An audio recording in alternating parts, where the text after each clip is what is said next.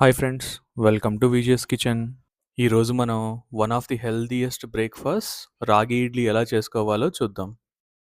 ముందుగా ఒక పెద్ద బౌల్లో ఒక కప్పు మినపగుళ్ళు, హాఫ్ స్పూన్ మెంతులు, పావు కప్పు అటుకులు వేసుకొని బాగా కడుక్కొని ఒక 6 to 7 గంటలు నానబెట్టుకోవాలి.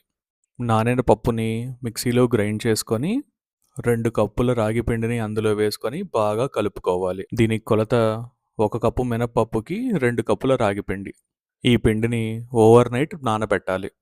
పొద్దున కల్లా ఇడ్లీ పిండి పొంగి గుల్లగుల్లగా వస్తుంది. దీనివల్ల ఇడ్లీలు బాగా మెత్తగా వస్తాయి.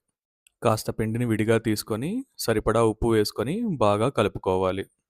ఒక ఇడ్లీ ప్లేట్కి అన్ని గుంటల్లో బాగా నూనె రాసుకొని ఇడ్లీ పిండిని వేసుకోవాలి. ఒకదానికొకటి అంటకుండా వేసుకుంటే ఇడ్లీలు బాగా వస్తాయి. ఫిల్ చేసుకున్న ఇడ్లీ ప్లేట్ని ఒక 10 నుంచి 12 నిమిషాలు ఇడ్లీ పాత్రలో మీడియం ఫ్లేమ్లో ఉడికించుకోవాలి. అంతే అండి. ఎంతో హెల్తీ అండ్ రుచికరమైన రాగి ఇడ్లీ రెడీ. దీని మీద కాస్త నెయ్యి వేసుకొని టొమాటో చట్నీతో తింటే బ్రహ్మాండంగా ఉంటుంది. మరిన్ని ఇంట్రెస్టింగ్ వీడియోల కోసం like, share and subscribe to Viji vlogs.